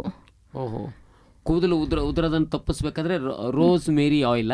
ಹಾಂ ಸರ್, ರೋಸ್ ಮೇರಿ ಆಯಿಲ್ ಯೂಸ್ ಈಗ ಅದು ಕೂದಲ ಉದುರೋದಂದರೆ ಮತ್ತು ಅದಕ್ಕೆ ಎದ್ರ ಸಲುವಾಗಿ ಉದುರ್ತಾ ಇದೆ ಅದನ್ನು ಚೆಕ್ ಮಾಡಿಕೊಂಡು ನೀವು ಮತ್ತು ಅದರ ಪ್ರಕಾರ ಟ್ರೀಟ್ಮೆಂಟ್ ತೊಗೋಬೇಕಾಗುತ್ತೆ ಸರ್. ಬಟ್ ಈಗ ರಿಸರ್ಚ್ ಪ್ರಕಾರ ರೋಸ್ ಮೇರಿ ಆಯಿಲ್ ಹೆಲ್ಪ್ ಮಾಡ್ಬೋದು ಹೇರ್ ಗ್ರೋತಿಗೆ ಅಂತ ಕಂಡುಹಿಡಿದಿದ್ದಾರೆ ಸರ್. ಇದು ರೋಸ್ ಮೇರಿ ಆಯಿಲ್ ಲಭ್ಯ ಇರುತ್ತದೆ ನಿಮ್ಮ ಆಸ್ಪತ್ರೆಯಲ್ಲಿ ಕೊಡ್ತೀರಾ ಅಥವಾ ಹೊರಗಡೆ? ಸರ್, ನಮ್ಮಲ್ಲಿ ಹೇರ್ ಲಾಸ್ ಅಂತಂದರೆ ನಮ್ಮಲ್ಲಿ ಬೇಸಿಕ್ ಟ್ರೀಟ್ಮೆಂಟ್ ಅಂದರೆ ಅವರಿಗೆ ಮಲ್ಟಿವಿಟಮಿನ್ ಡೆಫಿಷಿಯನ್ಸಿಲಿಂದ ಹೇರ್ ಲಾಸ್ ಆಗೋದು ಇವೆಲ್ಲ ಡಿಸೀಸ್ ರಿಲೇಟೆಡ್ ಜಾಸ್ತಿ ಟ್ರೀಟ್ಮೆಂಟ್ ಫ್ರೀಯಾಗಿ ಕೊಡ್ತೀವಿ. ಬಟ್ ಇಲ್ಲ ನಿಮಗೆ ಕಾಸ್ಮೆಟೊಲಜಿ ಪ್ರಕಾರನೂ ಬೇಕು ಅಂದರೆ ನೀವು ಬರ್ಬೋದು, ಅದನ್ನು ಟ್ರೀಟ್ಮೆಂಟ್ ನಾವು ಬರ್ಕೊಡ್ಬೋದು, ಅದ್ರ ಹೊರಗಿಂದ ತಗೋಬೇಕಾಗುತ್ತೆ. ಭಾಳ ಒಳ್ಳೆಯ ಮಾತುಗಳನ್ನೆಲ್ಲ ಮೇಡಮ್ ಅವರು ಹೇಳ್ತಾ ಇದ್ದಾರೆ. ಮೇಡಮು ಈ ತಾವು ಭಾಳ ಒಳ್ಳೆ ಮಾತು ಹೇಳಿದ್ರಿ. ಸ್ನಾನ ಆದ ಕೂಡಲೇ ನಾವು ಬಟ್ಟೆಯಿಂದ ಮೈಯನ್ನು ಚೆನ್ನಾಗಿ ಒರೆಸ್ಕೊಳ್ಬೇಕು, ಚೆನ್ನಾಗಿ ಉಜ್ಜಿಕೊಳ್ಬೇಕು, ಕ್ಲೀನ್ ಇಟ್ಕೋಬೇಕು, ಡ್ರೈ ಇಟ್ಕೊಳ್ಬೇಕು ಅಂತ ತಾವೆಲ್ಲ ಹೇಳಿದ್ರಿ. ಈ ಮಕ್ಕಳು ಹೆಚ್ಚಿಗೆ ಪಾಪ ಚಿಕ್ಕ ಮಕ್ಕಳಿದ್ದಾಗ ಅವ್ರಿಗಿನ್ನೂ ಆಗಾಗ ಮೂತ್ರ ಇದೆಲ್ಲ ಆಗ್ತಾ ಇರ್ತದೆ, ಇದು ಎಲ್ಲ ಅದರಿಂದ ಇನ್ಫೆಕ್ಷನ್ ಆಗೋ ಸಾಧ್ಯತೆ ಇರ್ತದೆ. ಇದ್ರ ಬಗ್ಗೆ ತಾಯಂದಿರು ಇವರೆಲ್ಲ ಅಥವಾ ಕುಟುಂಬದ ಸದಸ್ಯರು ಯಾವ ರೀತಿ ಎಚ್ಚರಿಕೆ ವಹಿಸಬೇಕು? ಹೌದು ಸರ್, ಇದೊಂದು ಮೋಸ್ಟ್ ಕಾಮನ್ ಆಗಿ ಬರುತ್ತೆ. ಚಿಕ್ಕ ಮಕ್ಕಳು ಅವರಿಗೆ ಹೆಂಗಾಗುತ್ತೆ ಅಂದರೆ ಸ್ನಾನ ಮಾಡಿದ ತಕ್ಷಣ ಪ್ರಾಪರಾಗಿ ಅವ್ರದ್ದು ಕೇರ್ ತೊಗೋಬೇಕು ಸರ್. ಎಲ್ಲ ಈಗ ಕೈ ಸಂದಿಯಲ್ಲಿ, ತೊಡೆ ಸಂದಿಯಲ್ಲಿ ಎಲ್ಲ ಚೆನ್ನಾಗಿ ಟ್ಯಾವೆಲ್ಲಿಂದ ಚೆನ್ನಾಗಿ ವೈಪ್ ಮಾಡಿ ಪೌಡ್ರ್ ಅದು ಎಲ್ಲ ಹಾಕಬೇಕು. ಅವ್ರದ್ದೆಲ್ಲ ಸ್ವಲ್ಪ ಹೆಲ್ದಿ ಇದ್ದರೆ ಬೇಬಿ ಚೆನ್ನಾಗೇ ಪೌಡ್ರ್ ಹಾಕಬೇಕು, ಯಾಕಂದರೆ ಮತ್ತು ಸ್ವೆಟ್ ಬಿಟ್ಟು ಜಾಸ್ತಿ ಇನ್ಫೆಕ್ಷನ್ ಆಗೋ ಚಾನ್ಸಸ್ ಇರುತ್ತೆ. ಈಗ ಸ್ವೆಟ್ ಬಿಟ್ಟು ಅದು ಬೇಬಿ ಹಾಗೆ ಕುಂತು ಕೇರ್ ಮಾಡಲಿಲ್ಲ ಅಂದರೆ ಅವಾಗೂ ಇನ್ಫೆಕ್ಷನ್ ಜಾಸ್ತಿ ಆಗ್ಬೋದು. ಈಗ ಡೈಪರ್ ಹಾಕಿರ್ತಾರೆ ಮತ್ತು ಅದು ರಿಪೀಟೆಡ್ಲಿ ಇದು ವಾಶ್ರೂಮ್ ಮಾಡ್ತಿರುತ್ತೆ, ಅದು ಹಾಗೆ ಬಿಟ್ಬಿಡ್ತಾರೆ ನೆಗ್ಲೆಕ್ಟ್ ಮಾಡಿ. ಆವಾಗ ಮತ್ತು ಅದು ಅಲ್ಲಿ ಏನು ಮಾಡುತ್ತೆ, ಅದು ಇರಿಟೆಂಟ್ ಆಗಿಬಿಡುತ್ತೆ, ಅದರಿಂದ ಮತ್ತು ಬೇಬಿ ಸ್ಕಿನ್ನಿಗೆ ಭಾಳ ಪ್ರಾಬ್ಲಮ್ ಆಗುತ್ತೆ. ಸೊ ನಾವು ಇಂಟರ್ಟ್ರೈಗೋ ಅಂತ ಹೇಳೋದು, ಡೈಪರ್ ಡರ್ಮಟೈಟಿಸ್ ಅಂತ ಹೇಳೋದು, ಇವೆಲ್ಲ ಭಾಳಷ್ಟು ಮಕ್ಕಳಲ್ಲಿ ಆಗುತ್ತೆ ಸರ್. ಸೊ ಅವರಿಗೆ ಪೌಡ್ರ್ ಹಾಕೋದು, ರಿಪೀಟೆಡಾಗಿ ಕ್ಲೀನ್ ಮಾಡೋದು, ಎಲ್ಲ ಡ್ರೈ ಇಡೋದು ಏರಿಯಾ. ಭಾಳ ಟೈಟ್ ಬಟ್ಟೆ ಹಾಕಬಾರ್ದು ಸರ್, ಆದಷ್ಟು ಲೂಸ್ ಕಾಟನ್ ಬಟ್ಟೆ ಹಾಕ್ರಿ. ಹಾಕಿ ಮೇಂಟೈನ್ ಮಾಡಿದ್ರೆ ಕಡಿಮೆ ಆಗುತ್ತೆ ಸರ್ ಎಲ್ಲ. ಮೇಡಮ್, ಈಗ ಇನ್ಫೆಕ್ಷನ್ ಆಗೋದನ್ನು ತಡೆಗಡೆ ಸ್ಕಿನ್ ಮೇಲೆ ಅಂದರೆ ಒಳಭಾಗ ಎಲ್ಲ ಸ್ವಲ್ಪ ಪೌಡ್ರ್ ಉಪಯೋಗಿಸೋದ್ರಿಂದ ಅದು ಡ್ರೈ ಆಗಿ ಇಟ್ಕೊಳ್ಬೋದಲ್ಲ? ಹಾಂ ಹೌದು ಸರ್, ಉಪಯೋಗಿಸ್ಬೋದು ಸರ್. ಪೌಡ್ರು ಮಕ್ಕಳಿಗೆಲ್ಲ ನಾವು ಪೌಡ್ರ್ ಹಾಕಕ್ಕೆ ಹೇಳ್ತೀವಿ ಸರ್. ಈಗ ನೆಕ್, ಕುತ್ಕಿ ಬಲ್ಲಿ, ತೊಡಿ ಸಂದಿಯಲ್ಲಿ, ಕೈ ಸಂದಿಯಲ್ಲಿ ಎಲ್ಲ ಕಡೆ ಪೌಡ್ರ್ ಎಲ್ಲ ಪ್ರಾಪರಾಗಿ ಟಾವೆಲ್ಲಿಂದ ಒರೆಸಿ ಪೌಡ್ರ್ ಹಾಕಿ ಬಟ್ಟೆ ಹಾಕಿ ಬಿಟ್ಬಿಡ್ರಿ ಅಂತ ಹೇಳ್ತೀವಿ ಸರ್. ಹಾಗಂದ್ರೆ ಏನು ಇದು ತೊಂದರೆ ಆಗಲ್ಲ? ಹಾಂ ಸರ್, ಅಂದರೆ ಜಾಸ್ತಿ ಸ್ವೆಟ್ ಆದಾಗೂ ಸ್ವಲ್ಪ ಅಬ್ಸರ್ವ್ ಆಗುತ್ತೆ ಅಲ್ಲ ಸರ್, ಅದೆಲ್ಲ ಸ್ವೆಟ್ ಎಲ್ಲ ಅಬ್ಸರ್ವ್ ಆಗುತ್ತೆ, ಸ್ವಲ್ಪ ಡ್ರೈ ಇರುತ್ತೆ ಏರಿಯಾ. ಹಾಗಾಗಿ ಅವರಿಗೆ ನಮ್ಮದು ಮೇನ್ ಪ್ರಾಬ್ಲಮ್ ಏನಂದರೆ ಹಸಿ ಇಡಬಾರ್ದು ಜಾಗ ಫಾರ್ ದ ಲಾಂಗರ್ ಟೈಮ್. ಅದ್ರ ಸಲುವಾಗಿ ನಾವು ಏನೇನು ಅವಶ್ಯಕತೆ ಇದೆ ಅದೆಲ್ಲ ಮಾಡಿ. ಈ ಸ್ಕಿನ್ಗೆ ಹೊಂದಿಕೊಂಡಂತೆ, ಚರ್ಮಕ್ಕೆ ಹೊಂದಿಕೊಂಡಂತೆ ಉಗುರುಗಳಿವೆ, ಉಗುರು, ನೇಲ್ಸ್. ಹಾಂ ಸರ್. ಈ ಉಗುರು ಕೆಲವರು ಏನೋ ಒಂದು ಅವರಿಗೆ ಒಂದು ಏನೋ ಭಾಳ ಇಚ್ಛೆ, ಭಾಳ ಇಷ್ಟ ಆಗುತ್ತೆ, ಲೈಕ್ ಆಗುತ್ತೆ ಅಂತೇಳಿ ಕೆಲವರು ಉದ್ದ ಉಗುರು ಬಿಟ್ಟು ಬಿಡ್ತಾರೆ, ಕಟ್ಟು ಮಾಡೋದೇ ಇಲ್ಲ. ಮತ್ತು ಕಾಲಿನ ಉಗುರು, ಕೈ ಉಗುರು, ಹೀಗೆಲ್ಲ ಇದ್ರ ಉಗುರನ್ನು ಬೆಳೆಸ್ತಾರೆ ಕೆಲವರು ಬೇಕು ಅಂತಲೇ. ಇದ್ರ ಬಗ್ಗೆ ತಾವೇನು ಹೇಳ್ತಾರೆ ಸರ್? ಇದು ಉಗುರು ಬಳಸೋದು ಅದೆಲ್ಲ ಅವ್ರದ್ದು ಪರ್ಸ್ನಲ್ ಇಂಟ್ರೆಸ್ಟ್ ಸರ್. ಈಗ ಅವರಿಗೆ ತುಂಬ ಖುಷಿ ಆಗುತ್ತೆ ಉಗುರು ಬಿಟ್ಟು ಅಂತಂದರೆ ಅವ್ರ ಇಷ್ಟ, ಅದು ಮೇಂಟೈನ್ ಮಾಡ್ಬೋದು ಅಷ್ಟೇ. ಅದನ್ನು ನೀಟಾಗಿ ಕ್ಲೀನಾಗಿಡ್ರಿ. ಆ್ಯಂಡ್ ಹೊರಗಡೆ ಪಾರ್ಲರಲ್ಲಿ ಇಲ್ಲಿ ಹೋಗಿ ಅದು ಉಗುರು ತುಂಬ ಒಳಗಡೆ ಕಟ್ ಮಾಡೋದು, ಇಲ್ಕರ ಏನು ಮಾಡುತ್ತಾರೆ ಅಂದರೆ ಅದು ಚೆನ್ನಾಗಿ ಕಾಣಿಸ್ಬೇಕು ಅಂತ ಹಿಂದೆ ಕ್ಯೂಟಿಕಲ್ ಪುಷ್ ಮಾಡುತ್ತಾರೆ. ಅಂದರೆ ಉಗುರ ಮೇಲೆ ಒಂದು ಸ್ವಲ್ಪ ಚರ್ಮ ಇರುತ್ತಲ್ಲ, ಅದನ್ನು ತೆಗೆದು ಬಿಡ್ತಾರೆ, ಅದು ನೀಟಾಗಿ ಕ್ಲೀನಾಗಿ ಕಾಣಲಿ ಅಂತ. ಅದೇನು ಅವರಿಗೆ ಓವೆಲ್ ಶೇಪ್ ನೇಲ್ ಬೇಕು, ಯಾವ ಶೇಪ್ ನೇಲ್ ಬೇಕು ಆ ಶೇಪ್ ನೇಲ್ ಚೆನ್ನಾಗಿ ಕಾಣೋ ಸಲಕ್ಕೆ ಅದು ಕ್ಯೂಟಿಕಲ್ ಎಲ್ಲ ಪುಷ್ ಮಾಡ್ತಾರೆ ಸರ್. ಪ್ರಾಬ್ಲಮ್ ಬರೋದು ಅವಾಗ. ನಮ್ದು ಅದು ಚರ್ಮ ಇರೋದು ಮೇಲೆ ಒಂದು ಸಣ್ಣಾಗಿ ಚರ್ಮ ಬರೋದು ಅದು ನೇಲಿಗೆ ಪ್ರೊಟೆಕ್ಟ್ ಮಾಡೋಕ್ಕೆ, ಅದು ನೇಲ್ಗೆ ಹೋಲ್ಡ್ ಮಾಡಿ ಇಡ್ಲಕ್ಕೆ. ಈಗ ನೀವು ಅದು ಮೇಲಿಂದ ಚರ್ಮ ಅದು ತೆಗೆದ್ರೆ ಅವಾಗ ಇದು ನೇಲ್ಗೆ ಎಫೆಕ್ಟ್ ಆಗುತ್ತೆ ಸರ್. ಅವಾಗ ಇನ್ಫೆಕ್ಷನ್ ಎಲ್ಲ ಜಲ್ದಿ ಸ್ಪ್ರೆಡ್ ಆಗುತ್ತೆ. ಸೊ ಹಾಗಾಗಿ ಅದು ಒಂದು ಬಿಟ್ಟು ನೀವು ಬೇರೆ ಏನೂ ಮಾಡ್ಕೋಬೋದು. ಮೇಲ್ಮೇಲೆ ಡಿಸೈನ್ ಬೇಕಿದ್ರೆ ಕಟ್ ಮಾಡಿ, ನೇಲ್ ಪಾಲಿಶ್ ಹಚ್ಚಿ, ಅದೇನು ಪ್ರಾಬ್ಲಮ್ ಇಲ್ಲ. ಆದರೆ ನೇಲ್ ಕ್ಯೂಟಿಕಲ್ ಮೇಲಿಂದ ಏನು ಸ್ಕಿನ್ ಇರುತ್ತೆ ಅಲ್ಲ, ಅದನ್ನು ಹಿಂದೆ ಪುಷ್ ಮಾಡಬೇಡ್ರಿ ಅಂತ ಹೇಳೋದು. ಈಗ ಮೆನಿಕ್ಯೂರ್ ಪಾರ್ಲರಲ್ಲೆಲ್ಲ ಭಾಳ ಜನ ಮಾಡ್ತಾರೆ ಸರ್ ಅದು. ಸೊ ಅದನ್ನು ನೀವು ಪಾರ್ಲರ್ಗೆ ಹೋದಲ್ಲೂ ನೀವು ಅವ್ರಿಗೆ ಹೇಳಿ ಈ ಥರ ಪುಷ್ ಮಾಡಬೇಡ್ರಿ ಸ್ಕಿನ್ನ, ಜಸ್ಟ್ ಮೇಲೆ ಕಟ್ ಮಾಡಿ ಡಿಸೈನ್ ಮಾಡಿ ಅಂತ ಹೇಳ್ಬೋದು ಸರ್. ಈ ನೇಲ್ ಕೂಡ ಡಿಸೈನಿಂಗ್ ಇದೆಯಾ? ಹಾಂ ಸರ್, ಅದು ಎಲ್ಲ ಇದೆ ಸರ್. ಈಗ ಎಲ್ಲ ಹುಡುಗಿಯವರು ಮಾಡ್ಕೋತಾರೆ. ಸೊ ಅದು ಎಲ್ಲ ಅದೇನು ಅವ್ರದ್ದು ಲೈಫ್ ಸ್ಟೈಲ್ ಸರ್. ಅವ್ರಿಗೆ ಅದರಿಂದ ಖುಷಿ ಆಗುತ್ತೆ ಅಂದರೆ ಎಲ್ಲರೂ ಮಾಡ್ಕೊಳ್ಳಿ, ಅದೇನು ಪ್ರಾಬ್ಲಮ್ ಇಲ್ಲ. ಆದರೆ ನೀವು ನಿಮ್ಮದು ಹೆಲ್ತ್ ಕಾಂಪ್ರಮೈಸ್ ಮಾಡಿಕೊಂಡು ಏನೂ ಮಾಡಬೇಡ್ರಿ. ನಿಮಗೆ ಎಷ್ಟು ಖುಷಿ ಆಗುತ್ತೆ ಅದು ನೀವು ಒಂದೇ ಜೀವನ ಇದೆ, ಎಂಜಾಯ್ ಮಾಡಿ ಅಷ್ಟೇ. ಅದನ್ನು ನೀವು ಹೆಲ್ದಿಯಾಗಿ ಮಾಡಬೇಕು. ಇದು ನೇಲೆಲ್ಲ ಹಿಂದ್ಗಡೆ ಪುಷ್ ಮಾಡಿದ್ರೆ ನಿಮಗೆ ನೇಲಿಂದ ಭಾಳ ಪ್ರಾಬ್ಲಮ್ ಆಗುತ್ತೆ ಫ್ಯೂಚರಲ್ಲಿ. ಹೌದಲ್ಲ?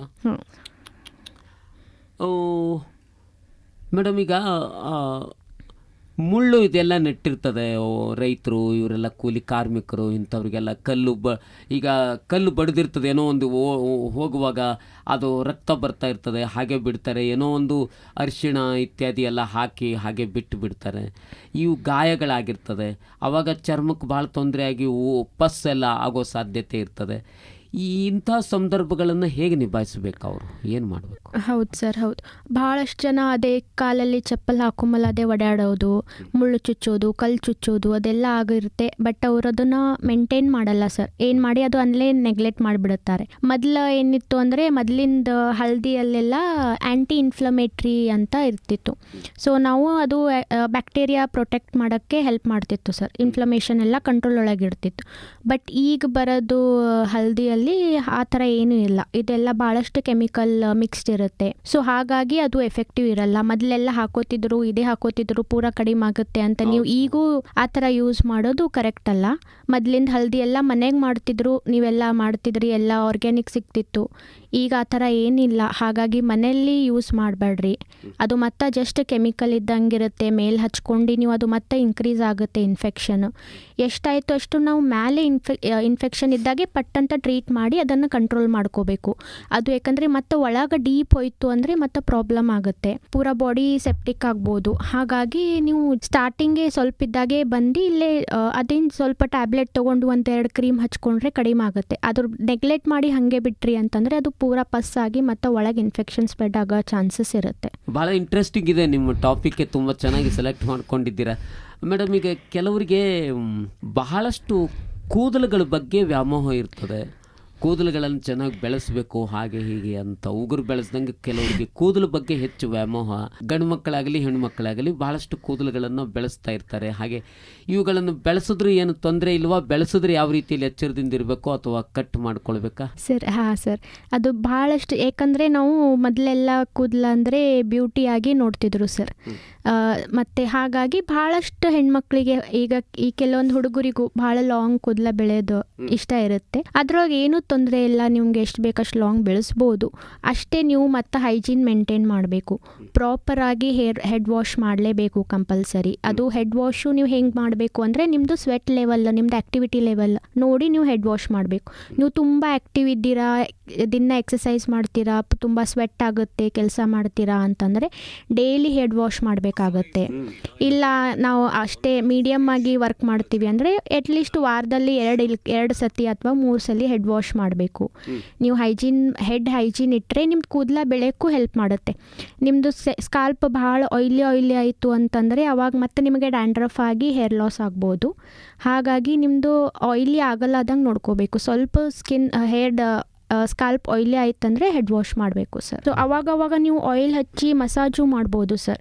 ಸೊ ಇಟ್ ಈಸ್ ರಿಲ್ಯಾಕ್ಸಿಂಗು ಆಗುತ್ತೆ, ಮತ್ತು ಬ್ಲಡ್ ಸರ್ಕ್ಯುಲೇಷನ್ ಇನ್ಕ್ರೀಸ್ ಆಗುತ್ತೆ. ಬ್ಲಡ್ ಸರ್ಕ್ಯುಲೇಷನಿಂದ ಹೇರ್ ಗ್ರೋತ್ ಜಾಸ್ತಿ ಆಗುತ್ತೆ. ಹಾಗಾಗಿ ನೀವು ವೀಕ್ಲಿ ಒಂದ್ಸಲಿ ಆಯಿಲ್ ಹಚ್ಚಿ ಮಸಾಜ್ ಮಾಡ್ಕೊಂಡು ಹೆಡ್ ವಾಶ್ ಮಾಡ್ಬೋದು. ಮತ್ತು ಮಲ್ಟಿವಿಟಮಿನ್ ಡೆಫಿಷಿಯನ್ಸಿ ಏನಾದರೂ ಇತ್ತು ಅಂದರೆ ಹೇರ್ ಲಾಸ್ ಆಗ್ಬೋದು. ಸ್ಟ್ರೆಸ್ ಅದು ಇತ್ತು ಅಂದರೆ ಹೇರ್ ಲಾಸ್ ಆಗುತ್ತೆ. ಈಗ ಕೆಲವೊಂದು ಎಕ್ಸಾಮ್ ಟೈಮಿಗೆ ಭಾಳ ಮಕ್ಕಳು ಸ್ಟ್ರೆಸ್ ತೊಗೊಂಡು ಹೇರ್ ಲಾಸ್ ಮಾಡ್ಕೊಂಡು ಬರ್ತಾರೆ. ಇಲ್ಕರ ಸಿವಿಯರ್ ಫೀವರ್ ಬಂದು ಏನಾದರೂ ಟೈಫಾಯ್ಡ್ ಮಲೇರಿಯಾ ಆಗಿ 3 ಮಂತ್ಸ್ ಆಗಿದ್ಮೇಲೆ ಹೇರ್ ಲಾಸ್ ಆಗುತ್ತೆ. ಯೂಶಲಿ ಹೇರ್ ಲಾಸ್ ಸ್ಟ್ರೆಸ್ ಆಗಲಿ ಇಲ್ಕರ ಇಲ್ನೆಸ್ಲಿಂದಲಿ ಹೇರ್ ಲಾಸ್ ಆಯಿತು ಅಂದರೆ ಇದು 3 ಮಂತ್ಸ್ ಆಗಿದ್ಮೇಲೆ ಹೇರ್ ಲಾಸ್ ಸ್ಟಾರ್ಟ್ ಆಗುತ್ತೆ. 3 ಮಂತ್ಸ್ ತನಕ ಇರುತ್ತೆ. ನೀವು ಮತ್ತೆ ಸ್ವಲ್ಪ ಮೇಂಟೈನ್ ಮಾಡಿದ್ರಿ ಅಂದರೆ ಅದು ಮತ್ತೆ ವಾಪಸ್ ಕೂದಲ ಬೆಳೆಯುತ್ತೆ. ಆದರೆ ನಿಮಗೆ ಮತ್ತು ಹಾರ್ಮೋನಲ್ ಹೇರ್ ಲಾಸ್ ಅಂದರೆ ಆ್ಯಂಡ್ರೋಜೆನೆಟಿಕ್ ಅಲೋಪೇಶಿಯಾ ಇತ್ತು ಅಂದರೆ ಅದು ಹಾರ್ಮೋನ್ಸ್ಲಿಂದ ಹೇರ್ ಲಾಸ್ ಆಗ್ತಿರುತ್ತೆ. ಸೊ ಆವಾಗ ನೀವು ಹಾರ್ಮೋನಲ್ ಸಲಕ್ಕೆ ನೀವು ಎಲ್ಲ ಡರ್ಮಟೊಲಜಿಸ್ಟ್ ಬಲ್ಲಿ ಹೋಗಿ ಅದ್ರದ್ದು ಟ್ರೀಟ್ಮೆಂಟ್ ಸಪ್ರೇಟ್ ಇರುತ್ತೆ. ನೀವು ಅವ್ರಿಗೆ ಡಿಸ್ಕಸ್ ಮಾಡಿ ನಿಮ್ಮದು ಬ್ಲಡ್ ಇನ್ವೆಸ್ಟಿಗೇಷನ್ ಮಾಡಿಸಿ ಅದು ಟ್ರೀಟ್ಮೆಂಟ್ ಸ್ಟಾರ್ಟ್ ಮಾಡ್ಬೋದು ಸರ್. ಕೆಲವರು ನಮ್ಮ ಕೂದಲು ಬಹಳ ಕಪ್ಪಾಗಿ ಕಾಣಿಸ್ಬೇಕು, ಚೆನ್ನಾಗಿರಬೇಕು ಹಾಗೆ ಅಂತೇಳಿ ಹೇರ್ ಡೈ ಇತ್ಯಾದಿ ಎಲ್ಲ ಮಾಡಿಸ್ತಾ ಇರ್ತಾರೆ. ಏನೇನೆಲ್ಲ ಅದಕ್ಕೆ ಕಲರು ಅದೆಲ್ಲ ಸ್ಪ್ರೇ ಮಾಡ್ತಾ ಇರ್ತಾರೆ. ಇದು ಮಾಡೋದ್ರಿಂದ ಹಾನಿ ಆಗಬಹುದಾ ಮೇಡಮ್? ಹಾಂ ಸರ್, ಈಗ ಹೇಗಿದೆ ಅಂದರೆ ಹೇರ್ ಡೈ ಆಗಲಿ ಕಲರಿಂಗ್ ಏಜೆಂಟ್ಸ್ ಒಳಗಾಗಲಿ ನೀವು ಸೇಫರ್ ಆಪ್ಷನ್ ಚೂಸ್ ಮಾಡಬೇಕು. ಈಗ ಒಂದು ಅಲರ್ಜನ್ ಇದೆ, PPPD ಅಂತ ಹೇಳ್ತೀವಿ ನಾವು. ಅದು ಇರಲಾಗಿದ್ದು ನೀವು ಯಾವುದಾದ್ರೂ ಕಲರ್ ಹೇರ್ ಡೈ ತೊಗೊಂಡು ನೀವು ಯೂಸ್ ಮಾಡ್ಬೋದು. ಅದರಲ್ಲಿಂದ ಏನು ಪ್ರಾಬ್ಲಮ್ ಇಲ್ಲ. ಕೆಲವೊಬ್ರಿಗೆ ಏನಾಗುತ್ತೆ ಅಂದರೆ ಹೇರ್ ಡೈಲಿಂದ ಅಲರ್ಜಿಕ್ ರಿಯಾಕ್ಷನ್ ಆಗಿಬಿಡುತ್ತೆ. ಕಾಂಟ್ಯಾಕ್ಟ್ ಡರ್ಮಟೈಟಿಸ್ ಅಂತ ಹೇಳ್ತೀವಿ ನಾವು. ಆವಾಗ ಅಲ್ಲಿ ಸ್ಕಾಲ್ಪಲ್ಲೆಲ್ಲ ನೀರು ತುಂಬಿದ ಗುಳ್ಳಿ ಆಗೋದು, ಸ್ಕಾಲ್ಪ್ ಕೆಂಪಾಗೋದು, ಇಲ್ಕರ ಹಣೆ ಎಲ್ಲ ಕಪ್ಪಾಗೋದು, ಅದು ಇಚ್ಚಿಂಗ್ ಆಗೋದು, ಇದೆಲ್ಲ ಆಗ್ಬೋದು. ಇದೆಲ್ಲ ಆಗ್ತೈತಂದರೆ ಅವರಿಗೆ ಈಗ ಹೇರ್ ಡೈಲಿಂದ ಅಲರ್ಜಿ ಆಗಿದೆ ಅಂತ ಕಾಂಟ್ಯಾಕ್ಟ್ ಡರ್ಮಟೈಟಿಸ್ ಅಂತ ಹೇಳ್ತೀವಿ. ನೀವು ಅಂತಂದರೆ ನೀವು ಮಾಡ್ಕೊಳ್ಳೇಬೇಕಿತ್ತು ಅಂತಂದರೂ ನೀವು ಸೇಫರ್ ಆಪ್ಷನ್ ಚೂಸ್ ಮಾಡ್ಬೋದು ಸರ್. ಮಾರ್ಕೆಟಲ್ಲಿ ಭಾಳಷ್ಟು ಸೇಫರ್ ಆಪ್ಷನ್ಸ್ ಇದೆ. ಅದು ನೀವು ಯಾವುದಾದ್ರೂ ಒಂದು ಚೂಸ್ ಮಾಡಿ ನೀವು ನಿಮ್ಮ ಡರ್ಮಟೊಲಜಿಸ್ಟಿಗೆ ಮೀಟ್ ಆಗಿ ಅದು ಚೂಸ್ ಮಾಡಿಕೊಂಡು ಅದನ್ನು ಕಂಟಿನ್ಯೂ ಮಾಡ್ಬೋದು ಸರ್. ಮೇಡಮ್, ಈಗ ಕೆಲವರಿಗೆ ಚರ್ಮ ಪೂರ್ತಿ ಬೆಳ್ಳಗಾಗಿಬಿಡುತ್ತೆ, ವೈಟ್ ಸ್ಕಿನ್. ಹೌದು ಸರ್, ಹೌದು. ಇದು ಯಾಕಾಗುತ್ತೆ ಮೇಡಮ್? ಸರ್, ಇದು ನಾವು ವಿಟಿಲಿಗೋ ಅಂತ ಹೇಳ್ತೀವಿ. ವಿಟಿಲಿಗೋ? ಹಾಂ ಸರ್, ಹಾಂ. ಸ್ವಲ್ಪ ಮೊದಲು ಸಣ್ಣದು ವೈಟ್ ಪ್ಯಾಚ್ ಆಗುತ್ತೆ, ಬರ್ತಾ ಬರ್ತಾ ಅದು ಸ್ಪ್ರೆಡ್ ಹಾಕೋತಾ ಹೋಗುತ್ತೆ. ಸೊ ಇಲ್ಲಿ ಏನಾಗುತ್ತೆ ಅಂದರೆ ಮೆಲಾನಿನ್ ಅಂದರೆ ನಮ್ಮದು ಸ್ಕಿನ್ ಕಲರ್ ಸಿಂಥಸೈಸ್ ಮಾಡೋದೇನು ಸೆಲ್ ಇರುತ್ತೆ, ಹಾಂ, ಸ್ಕಿನ್ ಕಲರ್ ಏನು ಮೆಲಾನಿನ್ ಸಿಂಥಸಿಸ್ ಮಾಡ್ತಾ ಇರುತ್ತೆಲ್ಲ ಅದು ಮೆಲಾನಿನ್ ಆಗ್ತಿರಲ್ಲ ಸರ್ ಅವ್ರ ಬಳಿ. ಸೊ ಅವ್ರ ಬಳಿ ಸ್ಕಿನ್ ಕಲರ್ ಐದರ್ ಅದು ಮೆಲಾನಿನ್ ಪ್ರೊಡಕ್ಷನ್ ಆಗ್ತಿರಲ್ಲ, ಇಲ್ಕರ ಅದು ಮೆಲಾನಿನ್ ಪ್ರೊಡ್ಯೂಸ್ ಮಾಡೋ ಸೆಲ್ ಡಿಸ್ಟ್ರಕ್ಷನ್ ಆಗಿರುತ್ತೆ. ಅದು ಜೆನೆಟಿಕಲಿನೂ ಇರ್ಬೋದು ಅಥವಾ ಎಕ್ವೈರ್ಡು ಇರ್ಬೋದು, ಆಮೇಲೂ ಬರ್ಬೋದು ಅಥವಾ ಹುಟ್ಟಾನೆ ಜೆನೆಟಿಕಲಿನೂ ಬರ್ಬೋದು. ಸೊ ಹಾಗಾಗಿ ಅದು ಹೆದ್ರಂಗೆ ಏನಿಲ್ಲ, ಅದಕ್ಕೂ ಟ್ರೀಟ್ಮೆಂಟ್ ಇದೆ. ಸೊ ಭಾಳಷ್ಟು ಫೋಟೋಥೆರಪಿ ಆಗಲಿ, ಟ್ಯಾಬ್ಲೆಟ್ಸ್ ಆ್ಯಂಡ್ ಆಯಿಂಟ್ಮೆಂಟ್ಸ್ ಎಲ್ಲ ಇದೆ. ಸೊ ಸ್ವಲ್ಪ ಇದ್ದಾಗೆ ಬಂದು ಟ್ರೀಟ್ಮೆಂಟ್ ತಗೋಬೇಕು ಸರ್ ಅದಕ್ಕೆ. ಇದು ಸ್ಕಿನ್ ವೈಟ್ ಆಗೋದು, ಇದು ಚರ್ಮ ಪೂರ್ತಿ ಬೆಳ್ಳಗಾಗೋದು, ಇದು ಒಬ್ಬರಿಂದ ಒಬ್ಬರಿಗೆ ಹರಡುತ್ತಾ ಮೇಡಮ್? ಇಲ್ಲ ಸರ್, ಇಲ್ಲ. ಇದು ಒಬ್ಬರಿಂದ ಒಬ್ಬರಿಗೆ ಕಂಟೇಜಿಯಸ್ ಇಲ್ಲ. ನೀವು ಆರಾಮ್ ಹಾಗಾಗಿ ನೀವು ಅವರಿಗೆ ನಾರ್ಮಲ್ ಜನ ಥರನೇ ಟ್ರೀಟ್ ಮಾಡಬೇಕು. ಎಲ್ಲರೂ ಅವರಿಗೆ ವೈಟ್ ಮಚ್ಚಿ ಇದೆ ಅಂತ ಅವರಿಗೆ ದೂರ ಇಡೋದು ಮಾಡಿದ್ರೆ ಅವರಿಗೆ ಸೈಕಾಲಜಿಕಲ್ ಸ್ಟ್ರೆಸ್ ಜಾಸ್ತಿ ಆಗುತ್ತೆ. Psychological stress is also one of the factor ಅಂತ ಹೇಳ್ಬೋದು sir. For aggravating, not for starting, it can aggravate vitiligo ಅಂತ ನಾವು ಹೇಳ್ಬೋದು ಸರ್. ಸೊ ಹಾಗಾಗಿ ಅವ್ರಿಗೆ ನಾರ್ಮಲ್ ಜನದ ಥರ ಟ್ರೀಟ್ ಮಾಡಿ, ಎಷ್ಟಾಯಿತು ಅಷ್ಟು ಸ್ನೇಹತ್ಯವಾಗಿ ಇರಿ. ಅವರಿಗೆ ಬೇಗ ಬಂದು ಟ್ರೀಟ್ಮೆಂಟ್ಗೆ ಉತ್ಸಾಹ ಮಾಡಿ, ಸೊ ದಟ್ ಅವ್ರು ಬಂದು ಟ್ರೀಟ್ಮೆಂಟ್ ತೊಗೊಳ್ಳಿ. ಸೊ ಕಡಿಮೆ ಕಂಟ್ರೋಲ್ ಒಳಗೆ ಆಗುತ್ತೆ ಸರ್. ಸ್ವಲ್ಪ ಟೈಮ್ ಹಿಡಿಯುತ್ತೆ, ಬಟ್ ಖಂಡಿತ ಕಂಟ್ರೋಲ್ ಆಗುತ್ತೆ. ಸ್ಟಾರ್ಟಿಂಗ್ ನೀವು ಜಲ್ದಿ ಸ್ವಲ್ಪ ಇದ್ದಾಗೆ ಟ್ರೀಟ್ಮೆಂಟ್ ಸ್ಟಾರ್ಟ್ ಮಾಡಿದ್ರಿ ಅಂದರೆ ಅದು ಸ್ಪ್ರೆಡ್ ಆಗಲ್ಲ. ಸೊ ಅದು ಹಾಗಾಗಿ ಕಂಟ್ರೋಲ್ ಒಳಗೆ ಬರುತ್ತೆ. ಕೆಲವರಿಗೆ ಬಿಸಿಲಿಗೆ ಹೋದರೆ ಚರ್ಮ ವೈಟ್ ಆಗುತ್ತೆ ಹೀಗೆಲ್ಲ ಅಂತಾರೆ, ಹೌದಾ ಸರ್? ಬಿಸಿಲಿಗೆ ಹೋದರೆ ಯೂಶಲಿ ಚರ್ಮ ಕೆಂಪಾಗೋದು, ಕಪ್ಪಾಗೋದು ಆಗುತ್ತೆ ಸರ್. ಸೊ ಅದು ಆಗಿ ಅವರು ಹಾಗೆ ಟ್ರೀಟ್ಮೆಂಟ್ ತೊಗೊಂಬಲ್ಲ, ಅದೇ ಥರ ಬಿಟ್ಟರು ಅಂದರೆ ಅದಕ್ಕೆ ವೈಟ್ ಆಗಿ ಅದು ಪೋಸ್ಟ್ ಇನ್ಫ್ಲಮೇಟರಿ ಹೈಪೋಪಿಗ್ಮೆಂಟೇಷನ್ ಅಂತ ಕರಿತೀವಿ ಸರ್. ಸೊ ಅದು ಆಗಿದ ಮೇಲೆ ಇನ್ಫೆಕ್ಷನ್ ಎಲ್ಲ ಆಗಿ ಇನ್ಫ್ಲಮೇಷನ್ ಎಲ್ಲ ಕಡಿಮೆ ಆಗಿದ ಮೇಲೆ ಅದು ಚರ್ಮ ವೈಟ್ ಆಗಿ ಕನ್ವರ್ಟ್ ಆಗ್ಬೋದು, ಅವರು ಟ್ರೀಟ್ಮೆಂಟ್ ತೊಗೊಲಿಲ್ಲ ಅಂದರೆ. ಸೊ ಅದು ವೈಟ್ ಅಂದರೆ ನೀವು ಬೆಳ್ಳಗಾಗತ್ತೆ ಅಂತ ಮತ್ತೆ ಅನ್ಕೋಬೇಡಿ, ಆ ಥರ ವೈಟ್ ಆಗಲ್ಲ. ಅದು ಪೂರಾ ಅಲ್ಲಿ ಒಂದು ಸ್ವಲ್ಪ ಪಿಗ್ಮೆಂಟೇಷನ್ ಇರಲ್ಲ, ವೈಟ್ ಮಚ್ಚೆ ಇದೆಲ್ಲ ಹೆಂಗಾಗುತ್ತಲ್ಲ ಆ ಟೈಪ್ ಆಗುತ್ತೆ. ಸೊ ಅದು ಅಷ್ಟು ಚೆನ್ನಾಗಿ ಕಾಣಲ್ಲ. ಸೊ ಎಲ್ಲರೂ ಇದು ಟ್ರೀಟ್ಮೆಂಟ್ ವೈಟ್ ಮಚ್ಚೆ ಆದರೆ ಅಥವಾ ಚರ್ಮನೇ ಪೂರ್ತಿ ವೈಟ್ ಆದರೆ ಏನು ಭಯ ಪಡಬೇಕಾಗಿಲ್ಲ ಅಂತ, ಇದಕ್ಕೆ ಟ್ರೀಟ್ಮೆಂಟ್ ಇದೆ? ಹಾಂ ಸರ್, ಟ್ರೀಟ್ಮೆಂಟ್ ಇದೆ. ಅದೇ ಸ್ವಲ್ಪ ಇದ್ದಾಗೆ ಬಂದು ಟ್ರೀಟ್ಮೆಂಟ್ ತೊಗೋಬೇಕು ಸರ್. ಪೂರ ಬಾಡಿ ಸ್ಪ್ರೆಡ್ ಆಗಿದೆ ಅಂದಮೇಲೆ ಬಂದು ಟ್ರೀಟ್ಮೆಂಟ್ ತೊಗೊಂಡ್ರೆ ಅದು ಟ್ರೀಟ್ಮೆಂಟ್ ಅಷ್ಟು ಎಫೆಕ್ಟಿವ್ ಆಗಲ್ಲ. ಅವರಿಗೆ ಐಸೋಲೇಟ್ ಆಗಿಡೋದು, ಪ್ರತ್ಯೇಕವಾಗಿಡೋದು ಹಾಗೇನು ಮಾಡಬೇಕಾಗಿಲ್ಲ? ಇಲ್ಲ ಸರ್, ಏನು ಆ ಥರ ಏನೂ ಇಲ್ಲ. ಅದು ಒಳಗಿಂದ ಬರೋದಿದೆ, ಒಬ್ಬರಿಂದ ಒಬ್ರಿಗೆ ಹರಡಲ್ಲ. ಹಾಗಾಗಿ ನೀವು ಆರಾಮಾಗಿ ಅವ್ರ ಜೊತೆ ಸ್ನೇಹಿತರಾಗಿ ಇರ್ಬೋದು.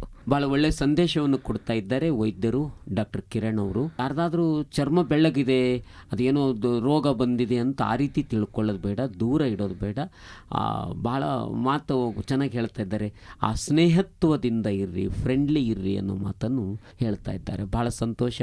ಇದಕ್ಕೆ ಬೇಗ ಬಂದು ತಜ್ಞ ವೈದ್ಯರನ್ನು ಕಂಡ್ರೆ ಇದಕ್ಕೆ ಖಂಡಿತವಾಗಿಯೂ ಪರಿಹಾರ ಇದೆ ಅಂತ.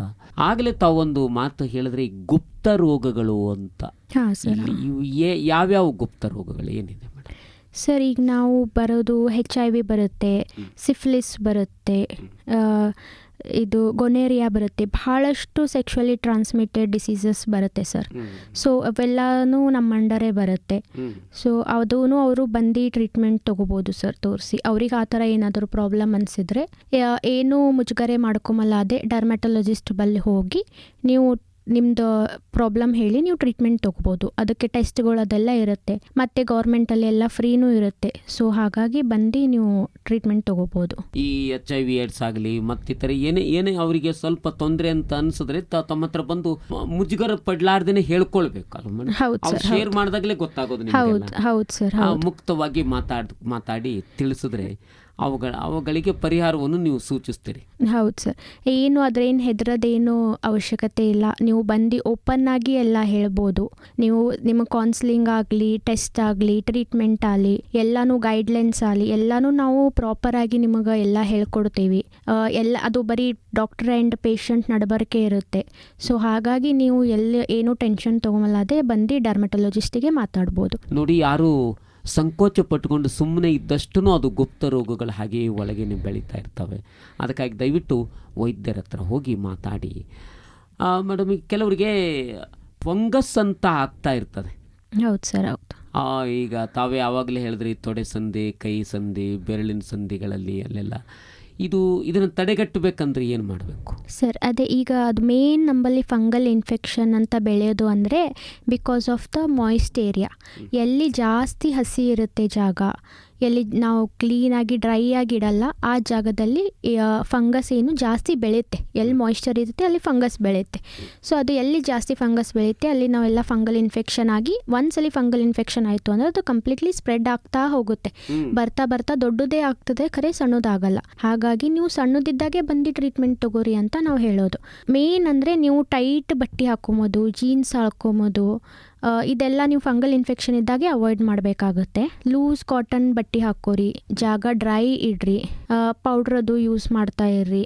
ನೀವು ಬಂದು ಸ್ವಲ್ಪ ಇದ್ದಾಗೆ ಬಂದು ಡರ್ಮಟೊಲಜಿಸ್ಟಿಗೆ ಭೇಟಿಯಾಗಿ. ಸೊ ಇದೆಲ್ಲ ಮನೇಲಿ ಯಾರಿಗಾರೆ ಇತ್ತು ಅಂತಂದರೆ ಒಬ್ರಲಿಂದ ಒಬ್ರಿಗೂ ಸ್ಪ್ರೆಡ್ ಆಗೋ ಚಾನ್ಸಸ್ ಇರುತ್ತೆ. ಹಾಗಾಗಿ ಒಬ್ರಿಗಿದ್ದಾಗೆ ಬಂದು ಟ್ರೀಟ್ಮೆಂಟ್ ತೊಗೋರಿ, ಮತ್ತು ಒಬ್ರಲಿಂದ ಎಲ್ಲರಿಗೂ ಸ್ಪ್ರೆಡ್ ಆಗಿ ಬಾಡಿ ತುಂಬ ಆಗೋಷ್ಟು ನೆಗ್ಲೆಕ್ಟ್ ಮಾಡಬೇಡಿ ಅಂತ ಹೇಳ್ಕೊಡ್ತೀನಿ ಸರ್. ಮೇಡಮ್, ಈಗ ಈ ಗುಪ್ತ ರೋಗಗಳು ಮತ್ತು ಕುಷ್ಠರೋಗ ಇದನ್ನು ಕೂಡ ತಮ್ಮ ವ್ಯಾಪ್ತಿಗೆ ಬರುತ್ತೆ. ಈ ಕುಷ್ಠರೋಗ ಅಂದರೆ ಏನು ಮೇಡಮ್? ಇದು ಏನು? ಹೌದು ಸರ್, ಹೌದು. ಕುಷ್ಠರೋಗ ಅಂದರೆ ನಾವು ಹ್ಯಾನ್ಸನ್ಸ್ ಅಂತ ಹೇಳ್ತೀವಿ, ಇಲ್ಲ ಲೆಪ್ರಸಿ ಅಂತ ಹೇಳ್ತೀವಿ. ಲೆಪ್ರಸಿ ಅಂತಂದರೆ ಫಸ್ಟ್ ಅದು ಸ್ಟಾರ್ಟ್ ಆಗುತ್ತೆ ಒಂದು ಸಣ್ಣದು ಪ್ಯಾಚ್, ವೈಟ್ ಕಲರ್ ಪ್ಯಾಚ್ ಆಗಿ ಸ್ಟಾರ್ಟ್ ಆಗುತ್ತೆ. ಸಣ್ಣದು ರೌಂಡ್ ಇರ್ಬೋದು. ನಾವು ಅದು ನೆಗ್ಲೆಕ್ಟ್ ಮಾಡ್ತಾರೆ, ಈಗ ಭಾಳಷ್ಟು ಜನ ನೆಗ್ಲೆಕ್ಟ್ ಮಾಡ್ತಾರೆ, ಇದೇನು ಸಣ್ಣದು ವೈಟ್ ಪ್ಯಾಚ್ ಆಗಿ ತಾನೇ ಹೋಗುತ್ತೆ ಅಂತ. 3-4 ಮಂತ್ಸ್ ಆಯಿತು, ಅದು ಕಂಟಿನ್ಯೂ ಹೋಗ್ತಾ ಇಲ್ಲ. ಅಲ್ಲಿ ನೀವು ಜರ ಮುಟ್ಕೊಂಡು ನೋಡಬೇಕು, ನಿಮಗೆ ಸ್ಪರ್ಶ ಆಗ್ತಾ ಇದೆ ಏನಿಲ್ಲ ಅಂತ. ಇಲ್ಲ ಅನ್ನಿಸ್ತು ಅಂತಂದರೆ ನೀವು ಇಮಿಡಿಯೇಟ್ಲಿ ಹಾಸ್ಪಿಟಲ್ಗೆ ಬರಬೇಕು. ಹಾಗಂತೆ ಎಲ್ಲ ವೈಟ್ ಮಚ್ಚೆಗಳೆಲ್ಲ ಕುಷ್ಠರೋಗ ಅಂತ ಅನ್ಕೋಬೇಡಿ, ಹೆದರ್ಕೊಂಡು ಮನೆಗೆ ಕುಂದ್ರಬೇಡಿ. ಸೊ ಅದು ನಾವು ಟೆಸ್ಟ್ ಮಾಡಿ ನೋಡಬೇಕಾಗತ್ತೆ. ಇಲ್ಲ ಸ್ವಲ್ಪ ಮಂದಿಗೆ ಏನಾಗುತ್ತೆ, ಅದು ವೈಟ್ ಪ್ಯಾಚ್ ಆಗ್ತಿರಲ್ಲ, ಡೈರೆಕ್ಟ್ ಕೈ ಕಾಲು ಜುಮ್ ಹಿಡಿಯೋದು, ಎಲ್ಲರೇ ಬಿಸಿ ಏನೂ ಹತ್ತೋದಿಲ್ಲ ಕೈಗೆ. ಈಗ ರೊಟ್ಟಿ ಅದೆಲ್ಲ ಮಾಡ್ತಿರ್ತಾರೆ, ಬಟ್ ಅವ್ರಿಗೆ ಬಿಸಿನೇ ಹತ್ತಿರಲ್ಲ, ಅದು ನೀರು ಗುಳ್ಳಿ ಅದು ಎಲ್ಲ ಸುಟ್ಟಿರುತ್ತೆ, ಬಟ್ ಅವ್ರಿಗೆ ಫೀಲ್ ಆಗ್ತಿರಲ್ಲ. ಸೊ ಹಾಗಾಗಿ ಅದು ಸುಟ್ಕೊಂಡು ಪೂರ ಕೈ ಸುಟ್ಕೊಂಡು ಬರ್ತಾರೆ, ಬಟ್ ಅವ್ರಿಗೆ ಗೊತ್ತಿರಲ್ಲ ಎದಕ್ಕೆ ಅಂತೆ. ಹಂಗೆ ಅದು ನಿಮ್ಗೆ ಏನರ ಕೈ ಭಾಳ ಜುಮ್ ಹಿಡಿಯೋದು, ಇಲ್ಕರ ತಣ್ಣಗ ಬಿಸಿ ಗೊತ್ತಾಗದೇ ಇರೋದು, ಹಿಂಗೆಲ್ಲ ಆಗ್ತಿದೆ ಅಂದರೆ ಇಮಿಡಿಯೇಟ್ಲಿ ಬಂದು ಒಂದ್ಸಲಿ ಟೆಸ್ಟ್ ಮಾಡ್ಕೊರಿ. ಅದೇ ಅದ ಅಂತ ನಾವು ಹೇಳಕ್ಕೆ ಬರಲ್ಲ, ಬಟ್ ನಾವು ಬಂದು ಟೆಸ್ಟ್ ಮಾಡಿದ್ಮೇಲೆ ನಮ್ಗೆ ಗೊತ್ತಾಗುತ್ತೆ. ಎಲ್ಲ ಡರ್ಮಟೊಲಜಿಸ್ಟಿಗೆ ಗೊತ್ತಿರುತ್ತೆ. ಸೊ ನೀವು ಯಾರಾದ್ರೂ ನಿಮ್ಮ ಮನೆ ಸಮೀಪಿರೋ ಡರ್ಮಟೊಲಜಿಸ್ಟ್ ಬಲ್ಲಿ ಹೋಗ್ರಿ. ಇಲ್ಲ ನನಗೆ ಫ್ರೀ ಟ್ರೀಟ್ಮೆಂಟ್ ಬೇಕು ಅಂದರೆ ನಮ್ಮಲ್ಲಿ ಇಲ್ಲೆಲ್ಲ ಗೌರ್ಮೆಂಟಲ್ಲಿ ಎಲ್ಲ ಫ್ರೀ ಟೆಸ್ಟ್ ಇದೆ, ಫ್ರೀ ಟ್ಯಾಬ್ಲೆಟ್ಸ್ ಇದೆ, ಎಲ್ಲ ಫ್ರೀ ಇದೆ. ನೀವು ಎಷ್ಟು ಜಲ್ದಿ ಬರ್ತಿರಲ್ಲ ಅಷ್ಟು ಜಲ್ದಿ ಅದು ವಾಸಿ ಆಗುತ್ತೆ. ಆ್ಯಂಡ್ ನೀವು ಎಷ್ಟು ಲೇಟ್ ಮಾಡ್ತಿರಲ್ಲ ಅಷ್ಟು ಜಾಸ್ತಿ ಅದು ನಿಮಗೆ ಮುಂದೆ ಪ್ರಾಬ್ಲಮ್ ಆಗ್ಬೋದು ಸರ್. ಕುಷ್ಠರೋಗದ ಕೆಲವು ಸೂಕ್ಷ್ಮ ಲಕ್ಷಣಗಳನ್ನು ಹೇಳಿದ್ದಾರೆ ಮೇಡಮ್ ಅವರು.